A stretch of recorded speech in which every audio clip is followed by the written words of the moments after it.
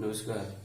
अगले वीडियो में हमने बात करी थी बीएससी थर्ड ईयर के लिए चैप्टर फर्स्ट चल रहा है और पेपर आपका फर्स्ट यूनिट है फर्स्ट।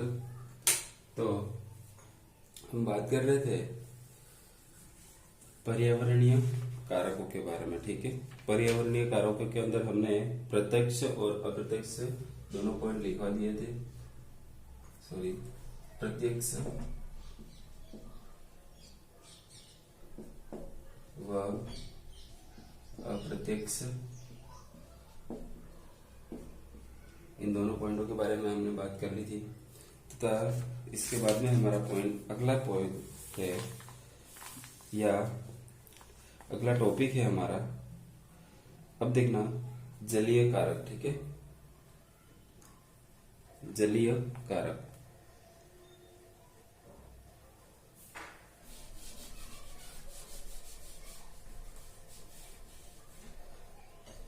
इसके अंदर पहला पॉइंट है आपका पर्यावरणीय कारक का पर्यावरणीय कारकों के, ये आपकी हेडिंग है और इसमें दो पॉइंट तो आपके पहले लिखा चुका हूं मैं, प्रत्यक्ष और अप्रत्यक्ष। इसके बाद में ये दूसरा है आपका, पहला पॉइंट है जलीय कारक। ठीक है, जलीय कारक या जलवायवीय कारक, जलीय कारक या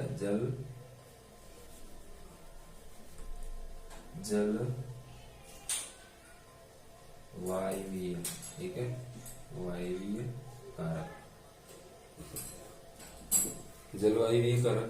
इसके अंदर हम देख लेते हैं कौन कौन से कारक हो सकते हैं।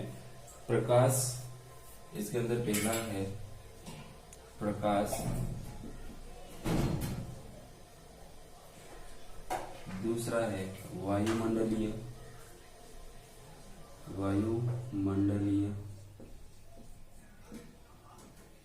और तीसरा है आपका वर्षा, और चौथा है वायु की आर्द्रता। ठीक है, वायु की आर्द्रता। और पांचवा पॉइंट है आपका इसके अंदर वायुमंडलीय गैसें या गैसों। ठीक है, वायुमंडलीय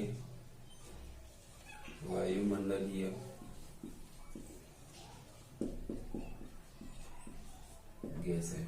ठीक है, तो जलवायवीय कारकों के अंदर पहला है आपका प्रकाश, वायुमंडलीय, और वर्षा, वायु की आर्द्रता, वायुमंडलीय गैसें। वायुमंडलीय गैसें, इसके बारे में हम देखते हैं। तथा इसके बाद में आपका दूसरा पॉइंट है, इसके बाद आपका ये दूसरा पॉइंट। ठीक है, दूसरे पॉइंट के अंदर देखते हैं स्थलीय या भू आकृति कारक। ठीक है, स्थलीय या भू आकृति कारक। ठीक है, स्थलीय या भू आकृति कारक, इसको हम इंग्लिश में कह सकते हैं टोपोग्राफिक और फाइसियोग्राफिक फैक्टर्स। ठीक है, तो इसके अंदर हम देख लेते हैं कि इसके बाद पहला पॉइंट है वो है ऊंचाई। ठीक है, ऊंचाई, इसके अंदर पहला पॉइंट है आपका ये जो पहला कारक है वो देख लेना, ऊंचाई। ठीक है, तो पहला कारक है ऊंचाई। दूसरा पॉइंट है आपका पर्वत श्रृंखलाओं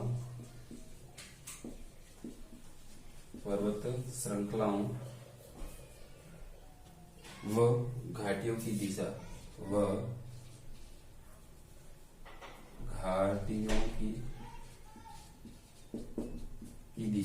ठीक है, पर्वत श्रृंखलाओं व घाटियों की दिशा। ठीक है, तीसरा पॉइंट है आपका तीसरा पॉइंट है आपका ढालों की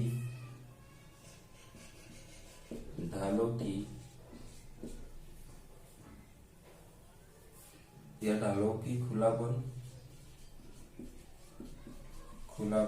जिसके ऊपर अपन पालिया नहीं बांध सकते हैं, इसके ढालों का खुलापन और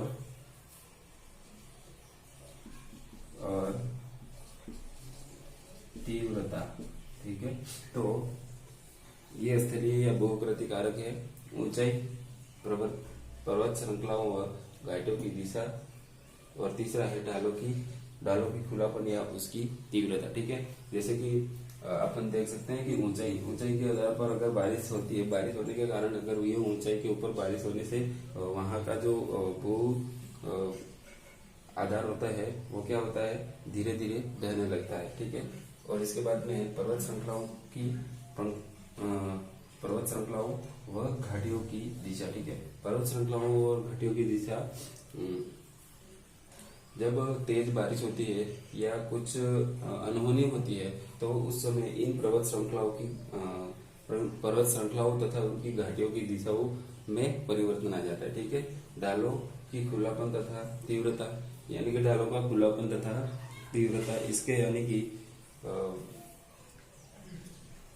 हम इसके अंदर देख सकते हैं कि ढालों का खुलापन। ठीक है, ढाल जैसे कि अगर वहां पर कोई पेड़ वगैरह नहीं है और ना ही उसके आसपास कोई चट्टान है, तो ये भी बारिश के समय उनकी ढहने की संभावना होती है, वो तीव्रता से होती है। ठीक है, तो ये हो गए आपके जलीय कारक और ये स्थलीय कारक, ये दो कारक हो गए।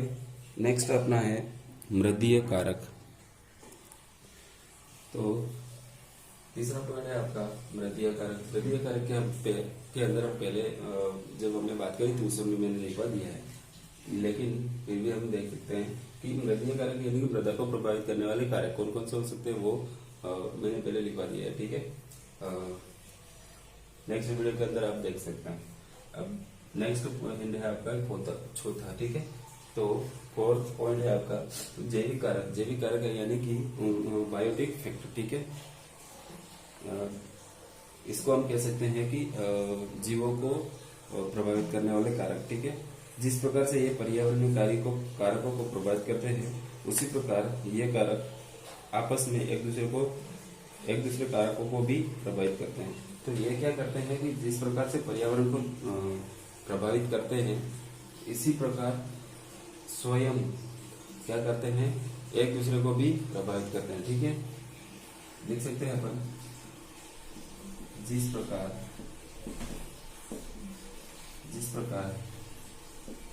पर्यावरण को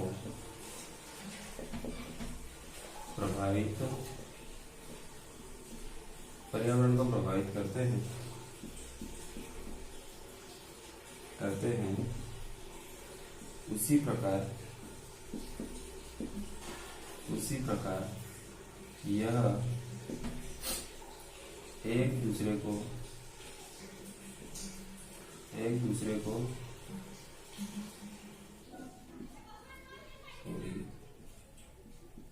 एक दूसरे को भी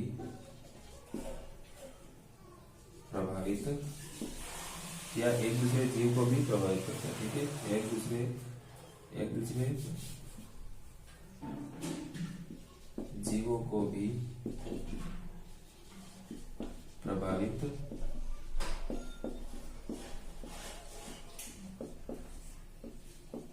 करते हैं। ठीक है, इसी प्रकार पर्यावरण को प्रभावित करते हैं, उसी प्रकार यह एक दूसरे जीवों को भी प्रभावित करते हैं। ठीक है, क्योंकि यह एक मान लो कि अगर स्वस्थ जीव है और दूसरा संक्रमित जीव है, अगर स्वस्थ जीव या तो संक्रमित जीव के पास जाएगा तो वो खुद संक्रमित होगा, या फिर संक्रमित जीव स्वस्थ जीव के पास जाएगा तो स्वस्थ जीव उसके संक्रमण में आ जाएगा, या उसके संपर्क में आने से वो खुद बीमार या उससे प्रभावित हो जाएगा। ठीक है, तो इसके बाद में है, हम देख सकते हैं कि इसके जैसे कि मैंने पहले लिखा था जलवायु कारक कौन कौन से, वो तो लिखा चुका हूं मैं, तो इसके अंदर हम थोड़ा डिटेल में पढ़ सकते हैं।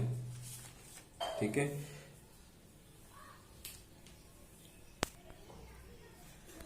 तो जलवायु कारक अपन ने पर्यावरणीय कारकों के अंदर पहला पॉइंट, इसके बाद में हमने देखा था अप्रत्यक्ष और प्रत्यक्ष। इसके बाद में हमने देखा कि जलवायु कारक। तो जलवायु कारक के अंदर पहला पॉइंट था आपका जलवायु कारक को फिर से अपन देख लेते हैं।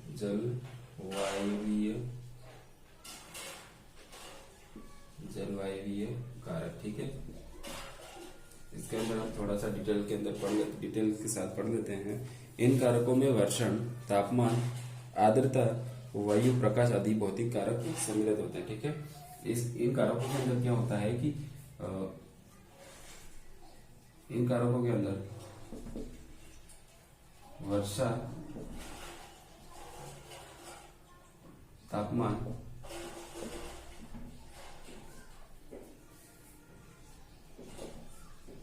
आर्द्रता, वायु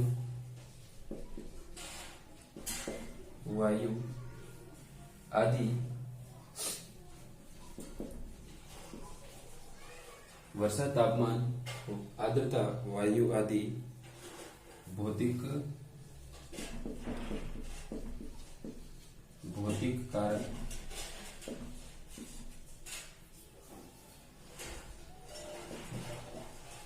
सम्मिलित होते हैं, ठीक है। क्या होते हैं कि जलवायु कारकों के अंदर वर्षा, तापमान और आर्द्रता, वायु आदि भौतिक कारक सम्मिलित होते हैं। ये सभी जीव जलवायु कारक संयुक्त रूप से किसी क्षेत्र विशेष को विशिष्टता प्रदान करते हैं, ठीक है। ये वाले जो कारक होते हैं क्या करते हैं, किसी जलवायु कारक मंडल, ठीक है, कारक या उनके संयुक्त रूप से किसको क्षेत्र विशेष या किसी विशिष्टता को प्रदान करता है, ठीक है। तो इसके अंदर हम लिख सकते हैं ये क्या है, ये सभी जलवायु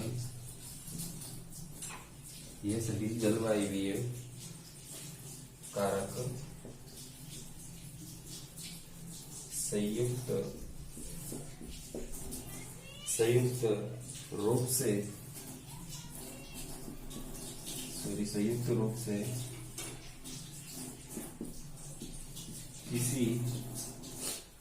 किसी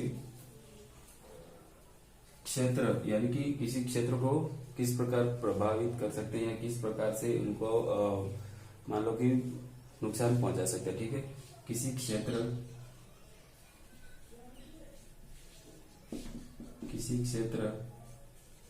विशेष या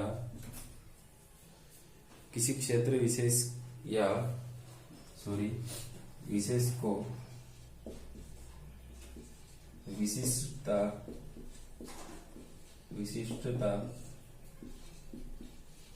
प्रदान करते हैं, ठीक है। तो ये किस प्रकार किस क्षेत्र को किस प्रकार विशिष्टता प्रदान करते हैं, ठीक है। तो वर्षा, तापमान, आर्द्रता, वायु आदि भौतिक कारक सम्मिलित होते हैं। ये सभी जलवायु कारक संयुक्त रूप से किसी क्षेत्र विशेष को विशिष्टता प्रदान करते हैं, ठीक है, विशिष्टता प्रदान करते हैं। तो अपना नेक्स्ट पॉइंट है, तो हमारा नेक्स्ट पॉइंट है छायातापी और सूर्यतापी पादप, ठीक है। सूर्यतापी या छायातापी पादपों के अंदर क्या क्या डिफरेंट है वो हम देख लेते हैं। तो हेडिंग है आपकी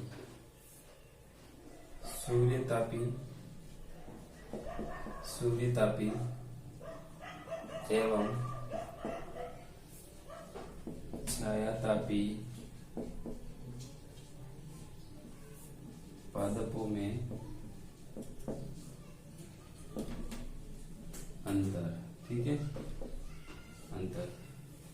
तो इनको दो भागों में डिवाइड कर लेते हैं।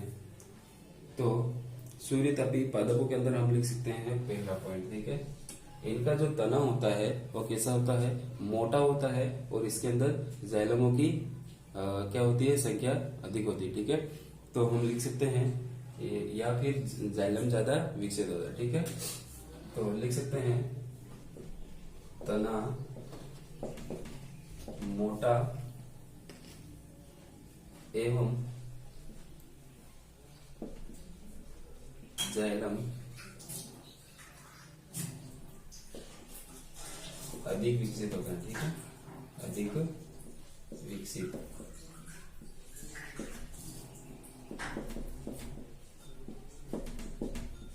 और इसके अंदर चायतापी पादपों के अंदर उसका विपरीत होगा। ठीक है, तना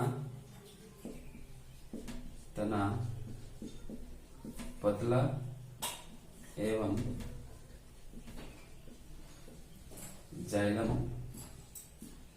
कम विकसित। ठीक है, क्या होगा, तना पतला एवं जाइलम कम विकसित होते हैं। ठीक है,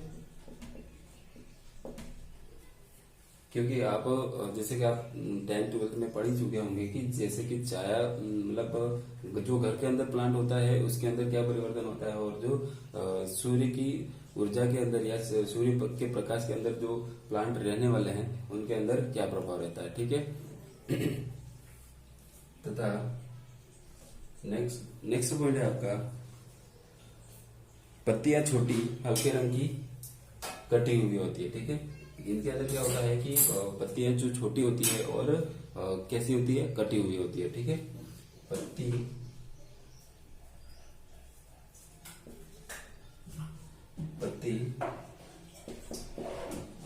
छोटी एवं कटी हुई। ठीक है, पत्ती छोटी एवं कटी हुई या संयुक्त पिचकी हुई क्या होती है, या संयुक्त पिचकी हुई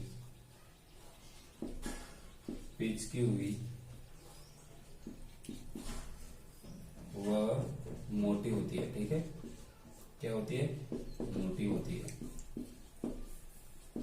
तो इसके जस्ट विपरीत क्या हो जाएगा कि पत्तियां बड़ी गहरे रंग की वह पतली होती है। कैसी होती है, पतलियां बड़ी, या फिर अपन कह सकते हैं इसको हाँ, पत्तियां कैसी होती है, बड़ी। ठीक है,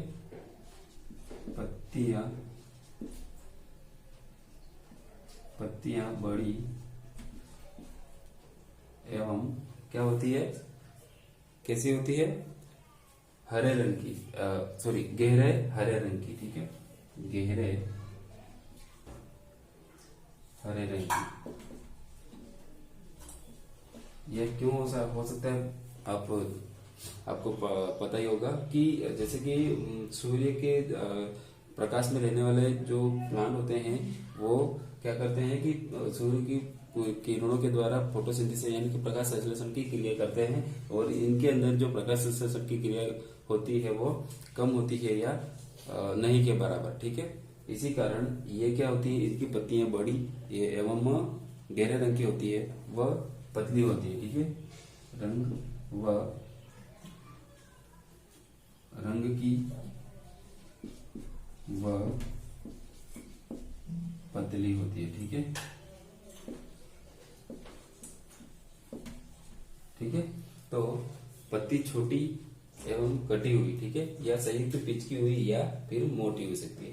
लेकिन इसके अंदर देख लीजिए कि ये जो छायादार पादप है जो घर के अंदर प्लांट अगर लगा सकते हो या उसके ऊपर आप एक्सपेरिमेंट कर सकते हो कि पत्तियां बड़ी गहरे हरे रंग की और कैसी होती है, पतली होती है। ठीक है, तथा अपना नेक्स्ट पॉइंट है तीसरा।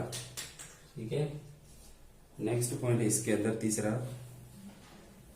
इसके अंदर क्या होता है कि शाखाएं अधिक होती है। ठीक है, क्या होती है, इनकी जो शाखाएं होती है कैसी होती है, अधिक होती है। शाखाएं अधिक तथा पर्व छोटे। ठीक है, तथा पर्व छोटे होते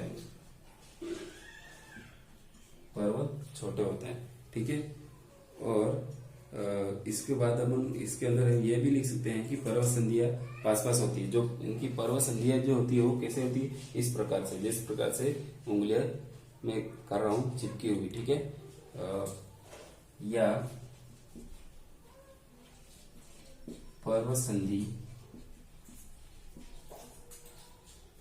पास पास होती है, ठीक है, पास पास पास पास, यानी ये मैंने जो स्क्वायर लगाया है यानी कि 2 बार पास पास है, ठीक है, पास पास होती है, ठीक है। तो छायादार पादपों के अंदर इसके जस्ट विपरीत होगा, क्या होगा, शाखाएं कम तथा पर्व लंबे। क्या होती है, इसकी जो शाखाएं होती है वो कैसी होती है, शाखाएं कम, ठीक है, शाखाएं कम तथा पर्व लंबे होने से, पर्व लंबे होने से, पर्व लंबे होने से क्या होता है, इसके अंदर पर्व संधियां क्या होती है, दूर दूर होती है, ठीक है। इनके जो पर्व लंबे होते हैं, पर्व लंबे होने के कारण उनकी जो पर्व संधियां होती है वो क्या होती है, दूर दूर हो जाती है, ठीक है। पर्व संधियां होने से पर्व लंबे होने से पर्व संधि दूर दूर हो जाती है, ठीक है।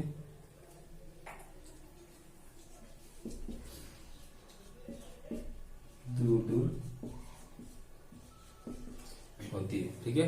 तो इसके अंदर देख लिया कि हमने हमारा नेक्स्ट पॉइंट था ये कि सूर्यतापी एवं छायातापी पादपों के अंदर जो मध्य अंतर होता है वो किस प्रकार होता है। तना मोटा एवं जाइलम अधिक विकसित होते हैं, तना पतला और कम विकसित जाइलम, ठीक है।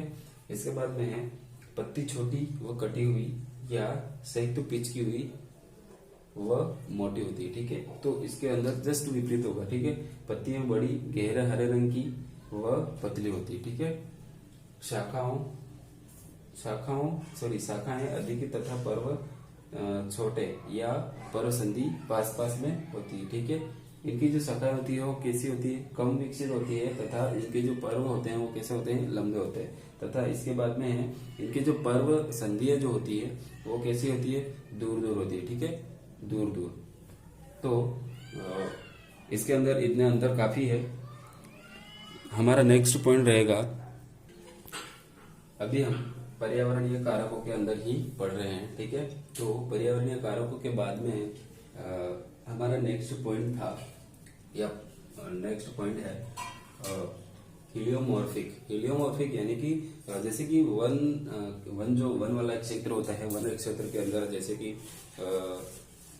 जब पतझड़ का समय आता है या उनके जैसे कि प्रकृति के अंदर कोई परिवर्तन होता है या वन के अंदर कोई परिवर्तन होता है, तो इनमें कुछ ऐसे प्लांट होते हैं जिनके अंदर उस वातावरण के अनुसार या वातावरण के विपरीत होने वाले अनुकूलन, ठीक है।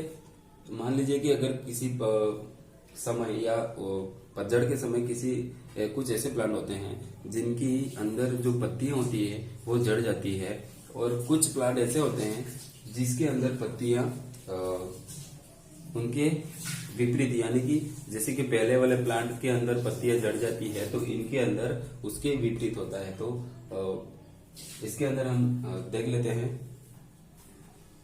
और नेक्स्ट पॉइंट है आपका इसमें हीलियोप्लास्टिक के अंदर भी हम लिख लेंगे कि पहला तो हम लिखेंगे हीलियोमॉर्फिक, ठीक है। हीलियोमॉर्फिक पादप यानी कि इसके अंदर हम लिख सकते हैं इन पादपों में प्रकाश प्रियता,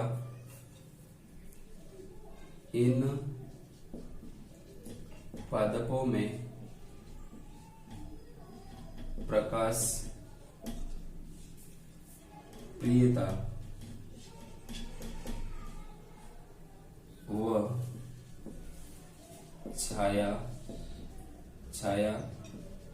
प्रियता, इन पादपों में प्रकाश प्रियता व छाया प्रियता के लक्षण, इनके जो लक्षण होते हैं क्या होते हैं, लक्षण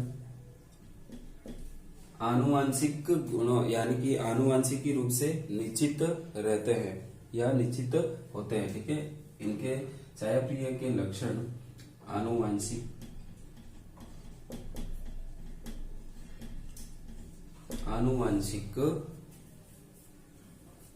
रूप से क्या होते हैं, आनुवांशिक रूप से निश्चित होते हैं। ठीक है, निश्चित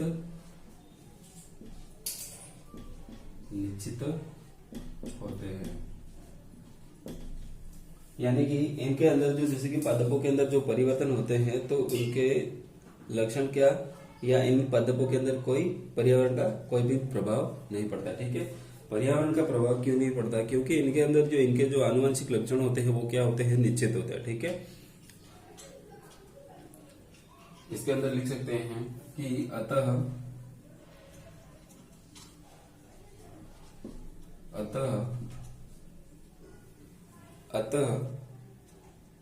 पर्यावरण के परिवर्तन होने से इनके अंदर कोई प्रभाव नहीं पड़ता। ठीक है, पर्यावरण के परिवर्तनों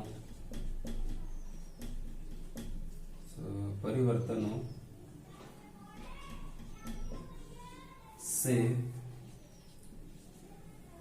पर्यावरण के परिवर्तनों से इन पर या इनके लक्षणों पर, परिवर्तनों से इनके लक्षणों में कोई प्रभाव नहीं पड़ता। ठीक है, क्या होता है, प्रभाव नहीं पड़ता है। ठीक है, तो इन पादपों को प्रकाश प्रियता व छाया प्रियता के लक्षण आनुवंशिक रूप से निश्चित होते हैं। इनके जो आनुवंशिक लक्षण होते हैं क्या होते हैं, निश्चित होता है। ठीक है, आनुवंशिक लक्षण में कोई परिवर्तन नहीं होता है। अतः पर्यावरण के परिवर्तनों से इनके लक्षणों में कोई परिवर्तन या कोई प्रभाव नहीं पड़ता। अगर पर्यावरण के अंदर कोई प्रभाव पड़ रहा है तो इन पादपों के अंदर क्या होता है, पर्यावरण के विपरीत प्रभाव पड़ता है। ठीक है, तो पर्यावरण के अंदर जो प्रक्रिया होती है तो उस प्रक्रिया से इन पादपों के अंदर कोई प्रभाव नहीं पड़ता है। ठीक है, हमारा नेक्स्ट पॉइंट है हेलियोप्लास्टिक के अंदर हम देख सकते हैं कि पर्यावरणीय परिस्थितियों के आधार पर पादप स्वयं अनुकूलताओं का विकास करता है। ठीक है, जैसे कि मान लो कि पर्यावरण के अंदर जब पतझड़ का समय आता है तो क्या होता है कि अधिक से पादपों के अंदर पत्तों का झड़ना निश्चित होता है। ठीक है,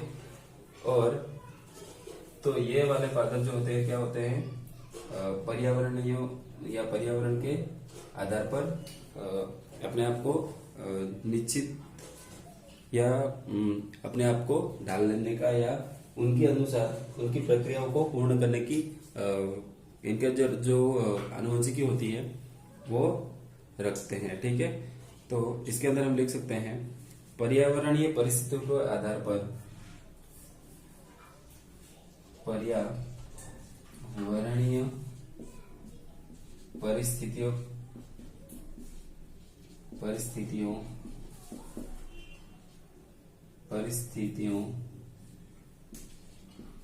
के आधार पर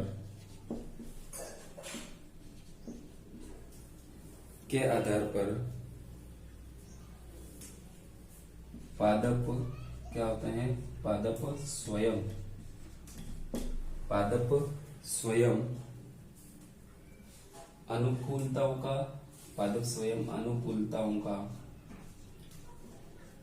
अनुकूलताओं का विकास करता है। ठीक है, अनुकूलताओं का विकास करता है। पर्यावरणीय परिस्थितियों के आधार पर पादप स्वयं अनुकूलताओं का विकास करता है। ठीक है, तो इसके अंदर हम लिख सकते हैं कि इनके जो लक्षण है वो कौन कौन से है, 3 लक्षण है। ठीक है, प्रकाश तीव्रता, प्रकाश गुणवत्ता और प्रकाश दीप्तिकाल। ठीक है, प्रकाश तीव्रता, प्रकाश गुणवत्ता और प्रकाश दीप्तिकाल। तो हीलियोप्लास्ट के अंदर और हीलियोमॉर्फिक,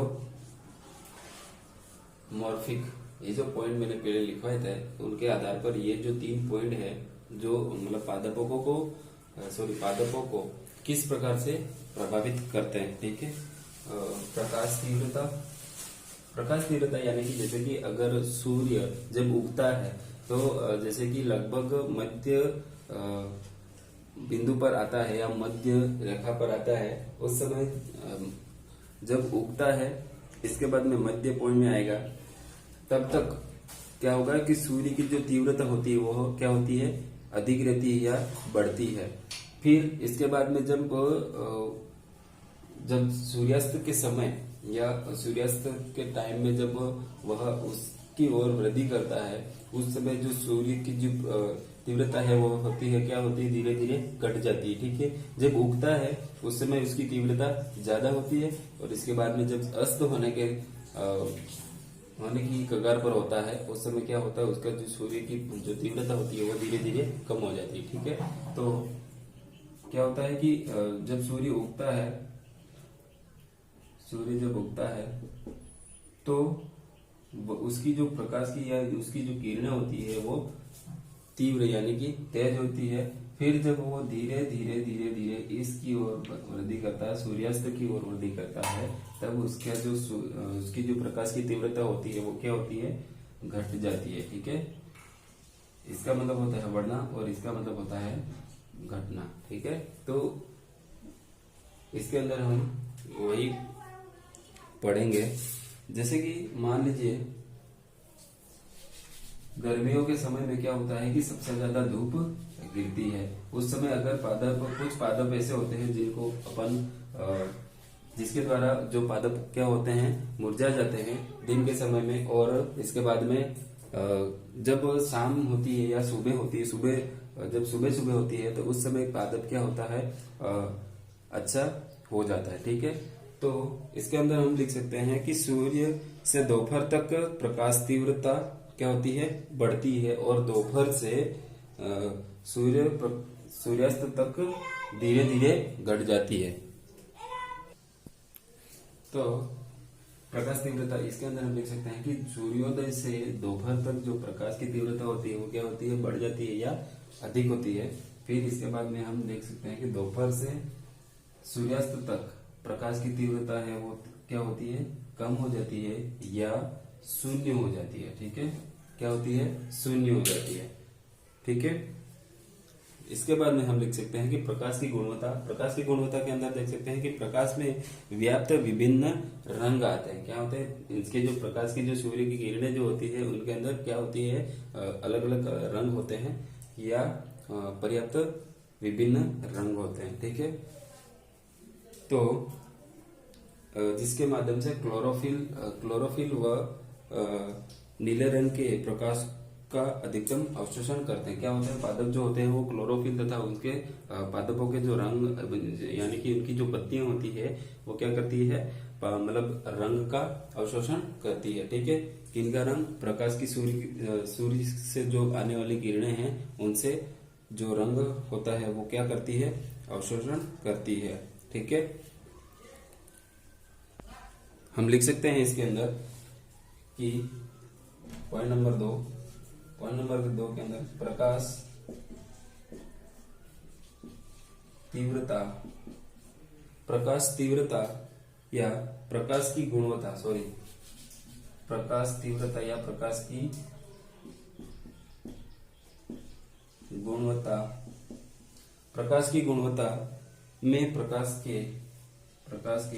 में प्रकाश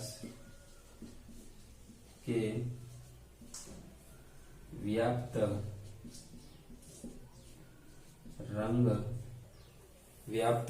रंग या व्याप्त विभिन्न रंग आते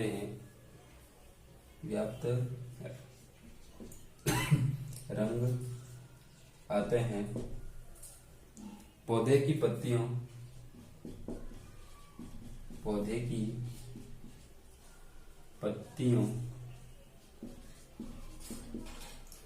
की पत्तियों में उपस्थित क्लोरोफिल क्या होता है, उनके जो प्रकाश की सूर्य के किरणों से जो रंग आता है उसका क्या करती है, अधिकतम अवशोषण करती है। ठीक है, पत्तियों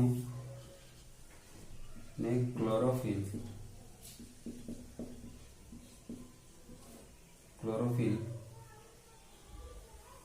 पत्तियों में क्लोरोफिल लाल